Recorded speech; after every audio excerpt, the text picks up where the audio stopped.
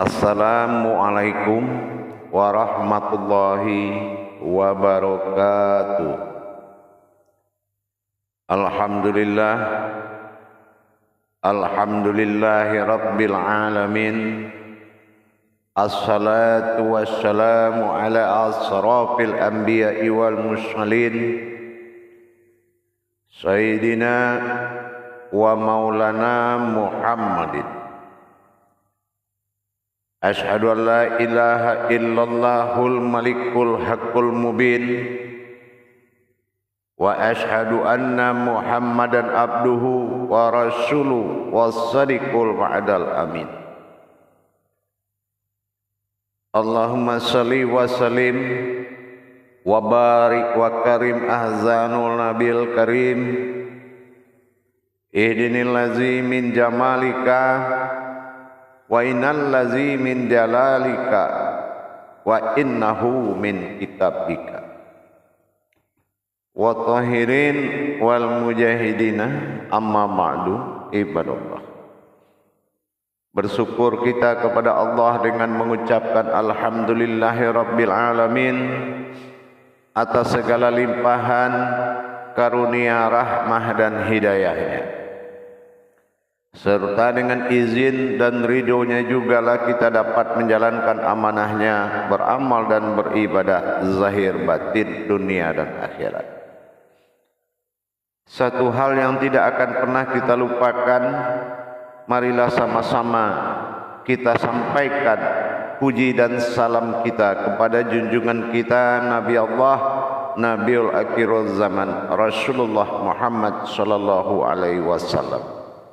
Atasnya kalimahnya kita kalamkan dengan membacakan Allahumma sholli ala Sayyidina Muhammad wa ala alihi Sayyidina Muhammad.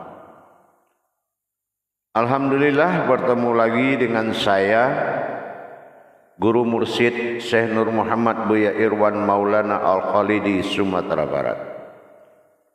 Tentunya dalam rangka meningkatkan iman dan takwa kita kepada Allah dengan kita meningkatkan daya belajar kita.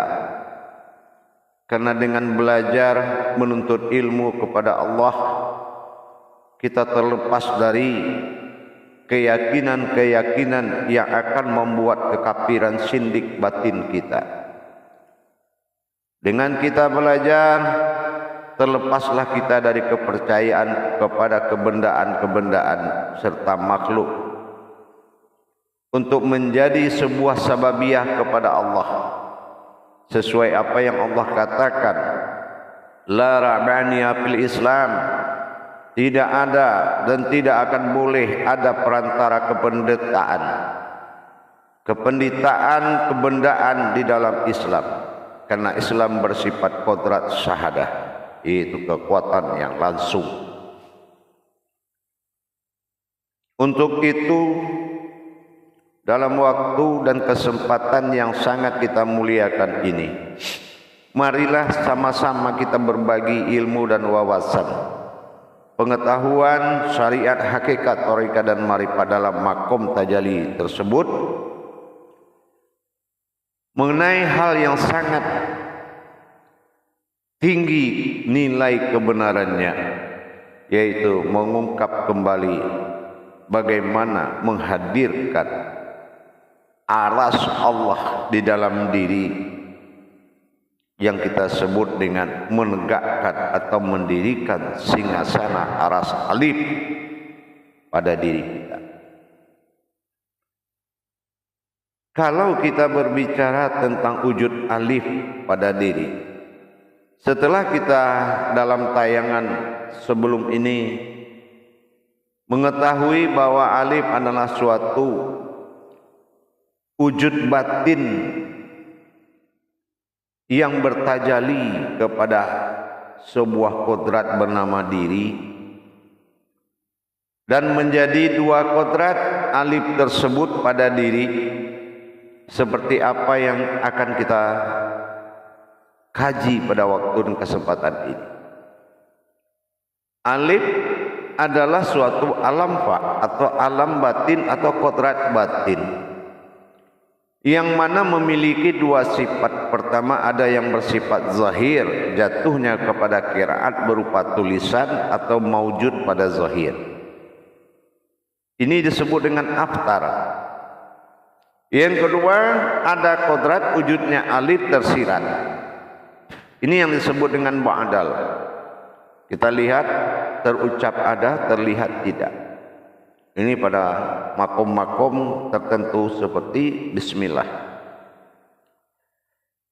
Untuk itu kita harus memahami dulu dua perkara dengan tajalinya.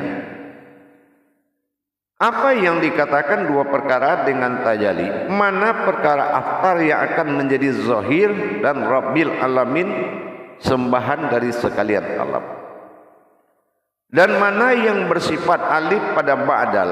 Ba'dal bersifat batin atau sir atau rahasia yang menjadi hayat dari sekalian alam.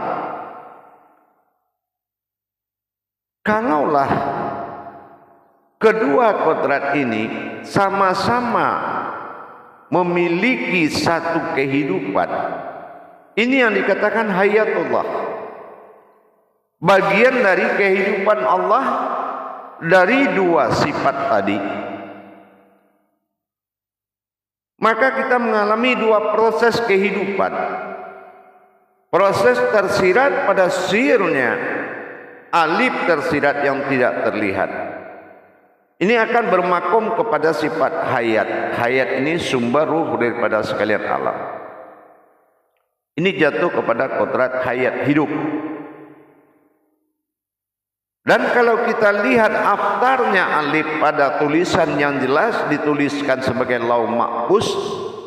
Lauh Mahfuz inilah yang akan menjadi maujudullah pada diri kita sebagai wujud batin yang terlihat.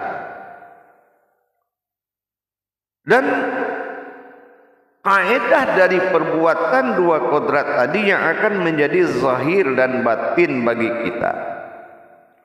Tapi bagaimana kita cara menghadirkan kodrat tersebut? Apakah cukup dengan pandangan? Apakah cukup dengan pengakuan? Sehingga hiduplah suatu ma'rifat. Apa memang begitu? Kebenaran Allah di atas segalanya, yaitu tafrid dan tajrid. Mengalami dan merasakan. Disinilah kita mana yang jatuh kepada aftar berupa sifat dan mana yang jatuh sebagai madal alif tersirat menjadi pizzat. Sifat dan pizzat, tekanan dua kodrat tersebut melahirkan suatu rahasia Allah, yaitu wujud bernama batin. Wujud yang dikatakan bernama batin, diri fana yang tidak memiliki asal usul di dunia ini. Itu adalah jasad sebagai wujud am bagi Allah yang berpura-pura dalam wujud yang bersifat mu'ad, yang di dalam keinsanan Allah di muka bumi ini. Seperti yang pernah kita lihat, kita akan bahas satu persatu. Pertama dengan pembahasan mengenai aftar, yaitu penghadiran alif tersurat atau dikatakan dengan sifat nur kasiyah yang terlihat. Dalam penghadiran ini, kita ingat bagaimana riwayat Nabi Adam alaihissalam diupayakan hidup menjadi suatu kehidupan Allah, kehidupan sekalian alam dan kehidupan sekalian hayat. Ternyata dalam riwayat diamanahkan kepada malaikatul Jibril untuk menjalankan firman Allah dalam rangka menghayatkan Adam supaya hidup. Ternyata segala yang diupayakan oleh Adam tidak terjadi kehidupan apapun, bahkan bergerak pun sesosok tubuh Adam ini tidak terjadi. Tapi setelah Allah mengatakan tajalilah aku kepada dirinya, bersifat aku kepada sifat mewujud sebuah diri. Terbagi dua. Yang pertama dia masuki bersifat aftar, yang kedua bersifat daripada ba'dal. Tajalli Fatihatun Nasun, artinya tajalli Al-Fatihah itu adalah wujud batin yang berupa diri. Itulah usul daripada kita. Akhirnya kita melihat bagaimana sejarahnya aftar ini hayat menjadi zat punah pada tubuh, sehingga terjadilah kehidupan Allah. Ini yang dikatakan af'al. Terjadilah gerakan yang menyatakan hidupnya zat Allah pada diri kita. Makanya kita lihat pada lubang yang ada di ubun-ubun kita. Kenapa sampai kita setiap lahir ke muka bumi ini membawa sebuah mawujud yang berupa lubang ubun-ubun. Nah, ini juga akan menjadi suatu kajian. Apa yang terjadi di dalam alam rahim sampai keluar ubun-ubunnya lembut ibarat kulit tanpa tulang. Apa yang berkalam, wujud apa yang masuk itu, batinkah, zatkah, nurkah?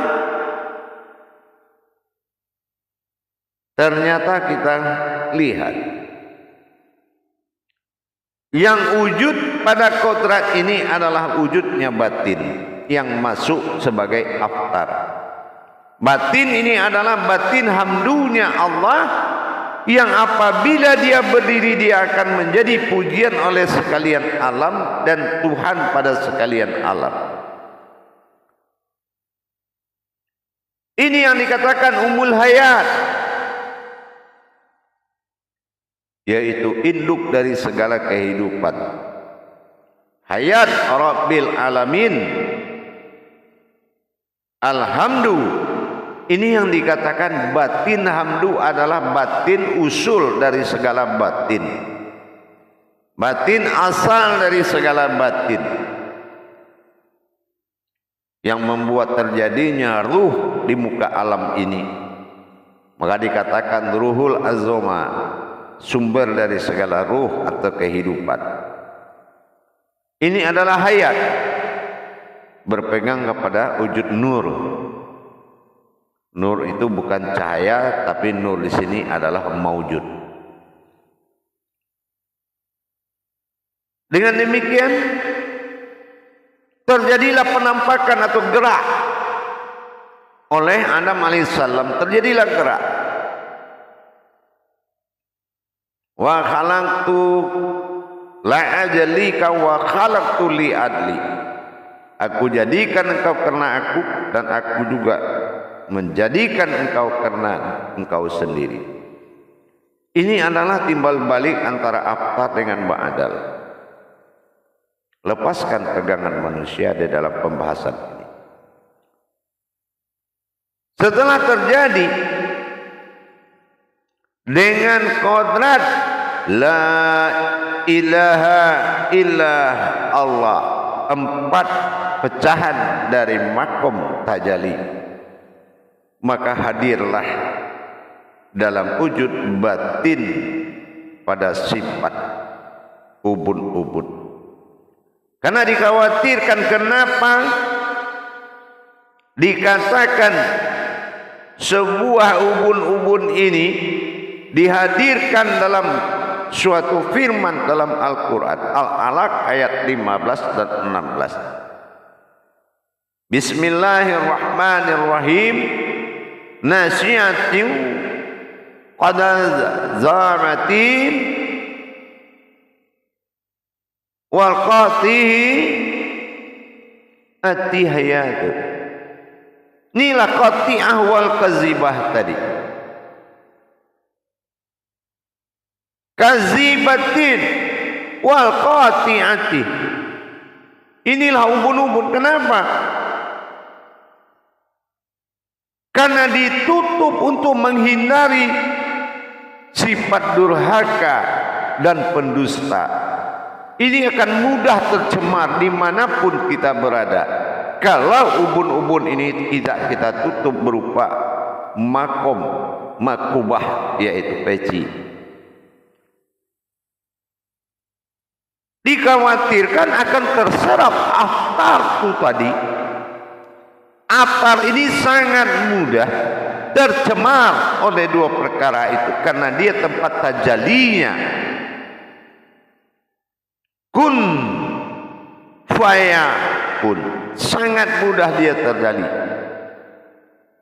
Maka kita hindari dua sifat perkara, karena ada kemuliaan aftar berdiri pada wujud alif yang dipanggil dalam kalimat la ilaha illallah, tentunya diatur pada wujud ma'rifatullah. Begitu juga sebaliknya dengan kodrat daripada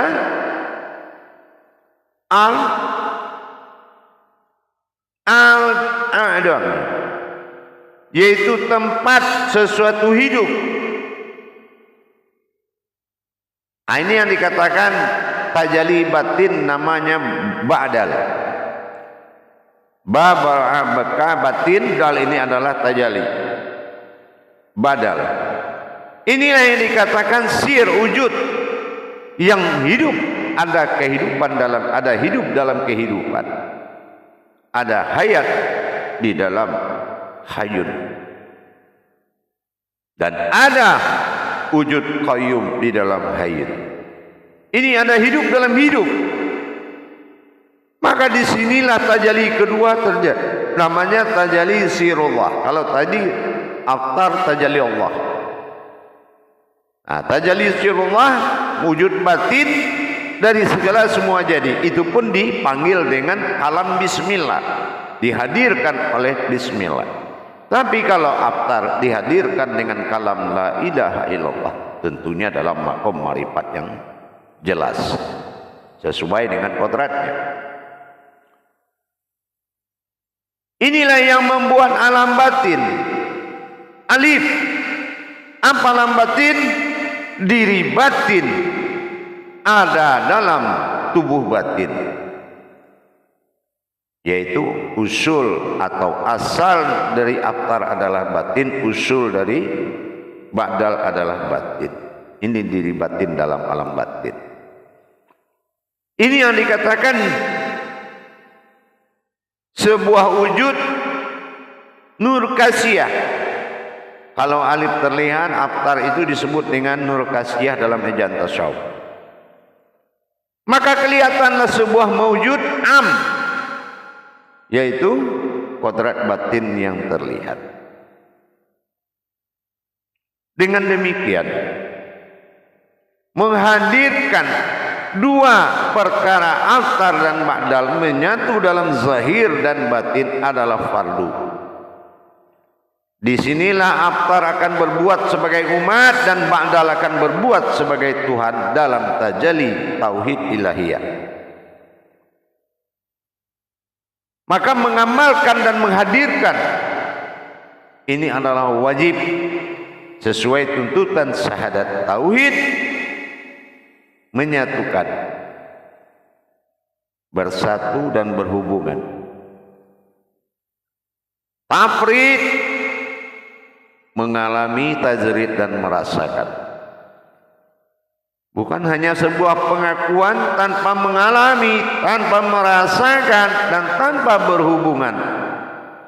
Kebenaran di atas segalanya, syahadat pemimpin rukun Islam. Dengan demikian, disinilah jatuhnya alam pandang kodrat saksi nur ma'in pada sifat nur ma'ani mewujud pada diri sebagai insan yang menyaksikan perbuatan ihsan kepada wujud semula.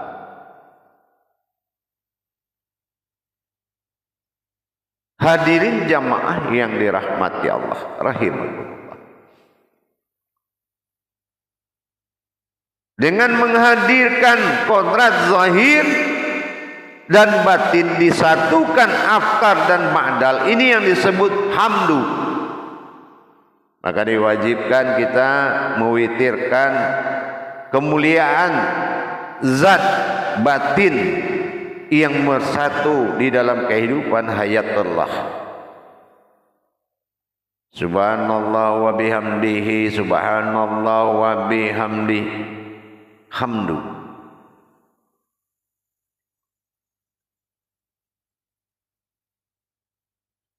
Jadi kalau kita sudah paham bagaimana menghadirkan pada sepertiga malam, tentunya kita belajar dengan menertibkan adab terlebih dahulu pada mursyid yang tepat, ahli dirimu sendiri. Sir-sir Allah ini membutuhkan 3 perkara. Murid yang hak, kajian yang hak, dan guru yang hak.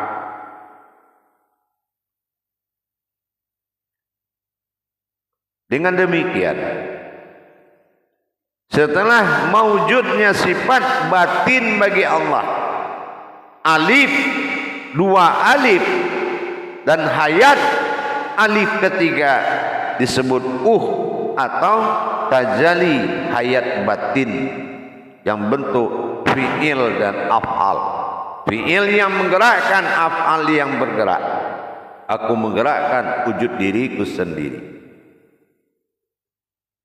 Dengan demikian, kita mulai menikmati bagaimana rasanya bertuhan kepada Allah. Tentunya dengan kodratnya. Aftar dan ba'dalnya Allah. Ini akan lebih meningkat kepada sifat wahid dan ahadnya nanti. Kalau iman kita bisa mengikuti dan memperjalankan kajian tersebut menjadi wujud yang nyata. Karena Allah memerintahkan bagaimana kita mendirikan diri yang hak itu dengan nyata. Al-Malikul Hakul Mubin. Bukan dalam prasangka, tapi nyatakan senyata-nyatanya. Al-Malikul Hakul Mubin.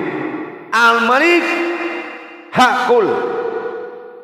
Bagaimana Al-Malikul Hakul, Al-Haqqullah, diri yang hak, mubin dengan nyata, wasadiqul wa'dal amin, dan diri itu dipercaya dengan tidak ragu-ragu dan diakui bahwasan itu diriku, wa'dal amin, satu-satunya diriku.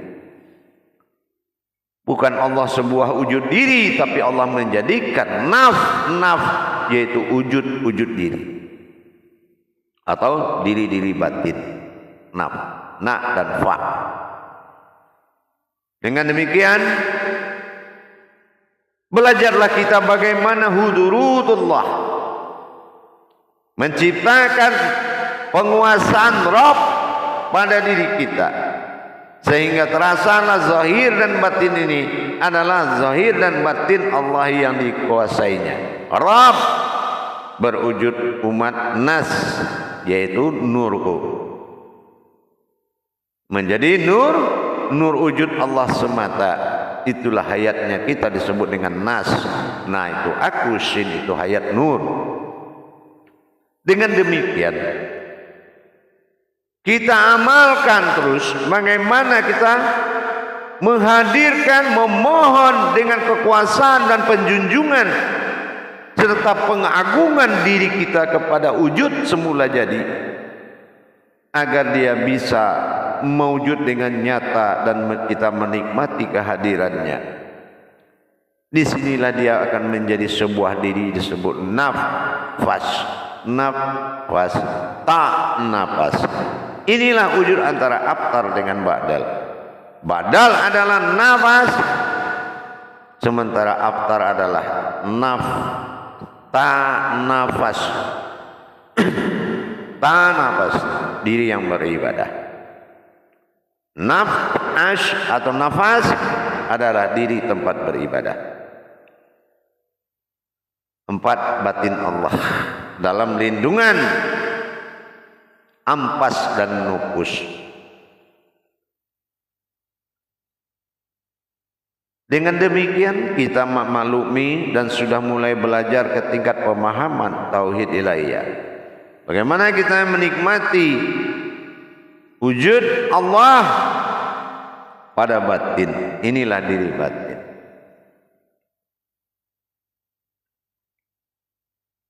Jamaah hadirin yang dirahmati Allah, rahimakumullah. Setelah kita menikmati kondisi wujud dan maujud dalam suatu wujud yang berbeda, berupa-rupanya pada Adam dan berkodrat pada Muhammad, ayat Allah wujud dalam nyawa, berarti jelaslah bahwasan terjadilah dia oleh diriku. Nah, inilah dia wujud dia, hu dari aku, hu kepada dia, kun fayakun, waw ada di dalam fayakun.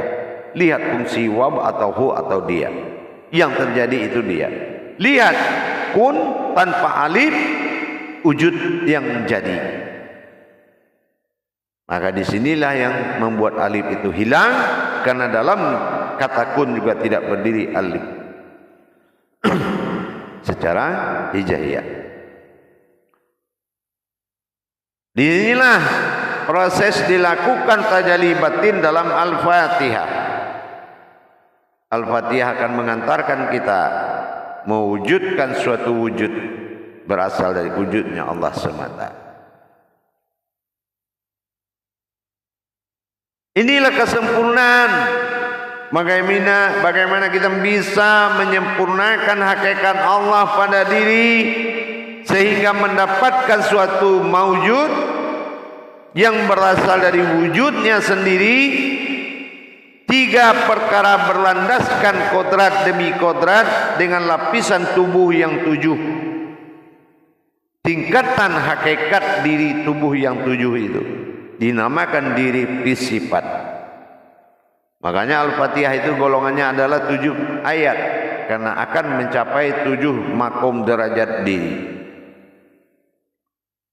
Untuk itu para jemaah sekalian, para hadirin dimanapun berada, mari kita perjalankan iman tauhid kita sampai pada peningkatan iman dan takwa kita. Tentunya dengan melatih diri, mujahadah, memperjuangkan diri. Insya Allah Allah akan mencintai orang-orang yang berumpama kepadanya sampai menjadi suatu kenyataan tidak berumpama lagi.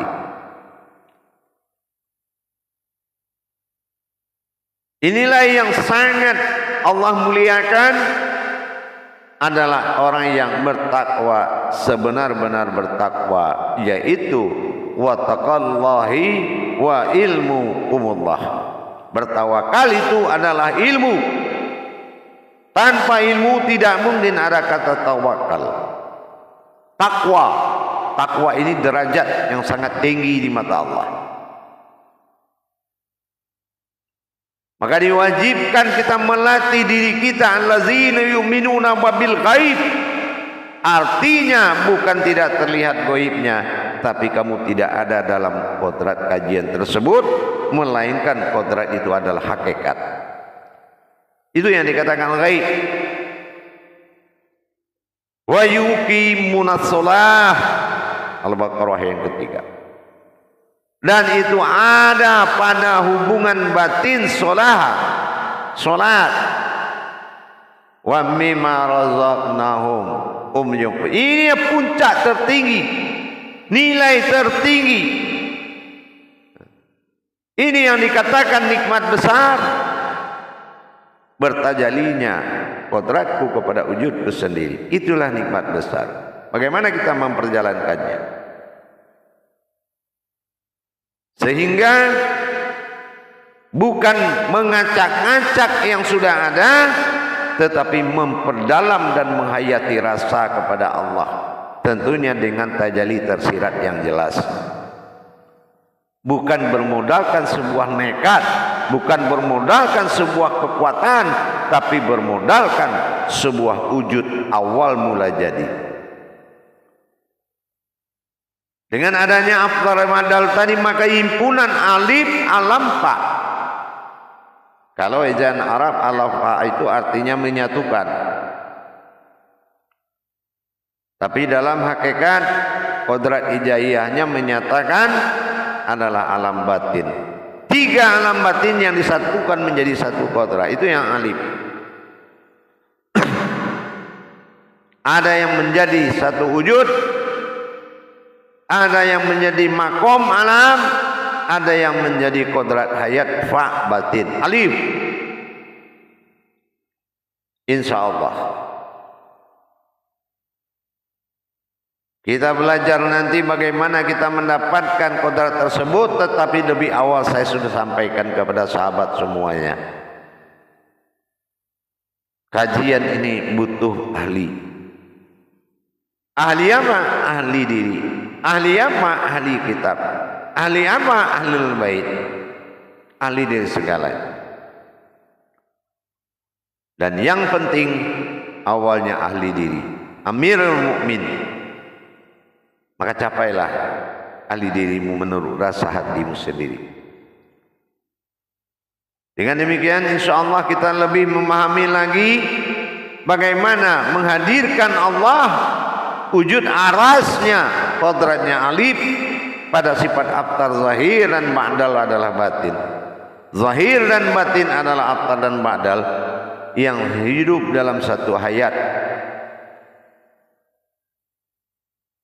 Insyaallah mudah-mudahan bisa dimaklumi dan bisa dimengerti. Jangan menjadi seorang pemaham yang tidak berdaya. Jadi jangan menjadi seorang yang berilmu tanpa kodrat. Tapi jadilah kamu sebuah kodrat yang disempurnakan dengan menghadirkan Allah, yaitu aras dan kutsinya Allah. Bagaimana arasnya hadir kepada abtar, bagaimana kutsinya hadir kepada ba'dal. Aras dan kutsi, insyaallah. Karena apabila kita sudah memahami mukharabin diri, bagaimana kita bisa pendekatan diri kepada Allah, sesungguhnya dialah yang memiliki wujud diri itu. Tidak mungkin nama dan kodratnya berpisah. Di mana ada nama, di situ ada sifatnya. Jamaah yang dimuliakan Allah, marilah selalu kita belajar kepada pemakoman, kepada pemahaman makom-makom tauhid ilahiyah. Karena disitulah prasangka bertuhanmu ditempatkan oleh Allah. Bertarekatlah dalam suatu jalan, tapi jalan untuk mencari Tuhan dalam tasawuf, dan terwujudlah tauhid, mendapatkan wujud Tuhan dimanapun dia berada dalam kajian tauhid. Dengan demikian mudah bagi kita untuk mencapai. Tidak akan semudah itu kalau hatimu tidak membutuhkan Allah, maka tidak ada jalan bagimu selangkah dan setapak pun. Sidik, patonah, amanah, tabligh adalah sikap yang harus dipelihara. Kebenaran, kejiwaan dan keamanan, ketakwaan dan jiwa kepada umat harus kita tingkatkan. Karena kebersamaan adalah milik yang dicintai oleh Rasulullah. Berbagi dan selalu berbagi kita. Kebenaran itu di tangan Allah. Tidak ada orang berbagi ilmu langsung ilmunya hilang. Tidak ada orang berbagi nikmat terus dia miskin. Tidak. Semua dalam perhitungan Allah, dan tidak ada yang kebetulan di muka bumi. Semua sudah dalam masa penetapan Allah. Ikuti dengan yakin insyaallah. Baik, hadirin dan jamaah, mudah-mudahan dipahami makna hakikat tersebut. Bagi yang ingin belajar dan mendapatkan tuntunan live seminggu sekali di YouTube Buya Pasaman Timur tentang kajian Ma'rifatullah al-Tauhidin wa Tauhudun. Jadi bukan kita kerjanya meletakkan, memposisikan rukun iman ke dalam Islam, rukun Islam, terus umat diajak untuk meyakini rukun iman masuk dalam rukun Islam. Ini kan sudah salah. Buktinya apa? rajin sholat masuk surga, enggak sholat masuk neraka. Nah ini, apakah iya tujuan rukun Islam seperti itu? Dengan 5 kodrat rukun Islam? Apakah iya rukun iman ini pilihan atau yang harus diimani? Ilmu pengetahuan dan pemahaman belajar akan membuktikan, insyaallah. Baik para jamaah dan hadirin, kaum muslimin dan muslimat dimanapun berada, alhamdulillah, mudah-mudahan bermanfaat bagi kita. Bagi yang sudah memahami dan mengerti, maaf saya hanya sedang menggantikan, mengingatkan. Tapi bagi yang belum paham sama sekali, ambillah langkah untuk menetapkan belajar. Ridho Allah wa ridho yaum. Ridho Allah itu ridhonya seorang guru. Tapi guru yang bagaimana? Guru yang apa? Adalah guru yang tabaraka Allah, menyampaikan amanah Allah kepada sifat-sifat Allah sendiri. Bukan guru itu hebat, murid itu bodoh. Bukan kajian tinggi ada yang rendah, tapi kamulah yang berada di antara ketinggian dan kerendahan yang membuat keraguan-raguanmu muncul, sehingga langkah-langkah lain akan menghidupkanmu dan kamu hidup dengan langkah kebatilan Allah. Mudah-mudahan bisa dimengerti dan mengambil sikap untuk lebih sami'na wa ta'na dalam belajar. Dan bagi yang belum belajar, silakan menghubungi nomor telepon di layar deskripsi, insyaallah YouTube Buya Pasaman Timur. Kita berbagi demi Allah. Kita berbagi demi iman dan takwa supaya lebih berderajat dalam makom martabat Allah. 17 rakaat, 9 dalam martabat Allah. Dalam 17 rakaat, insyaallah martabat insan wajib menjadi pedoman sebagai pegangan diri. Barakallahu ya karim ya rahman ya rahim. Akhirul kalam wabillahi taufiq wal hidayah. Assalamualaikum warahmatullahi wabarakatuh.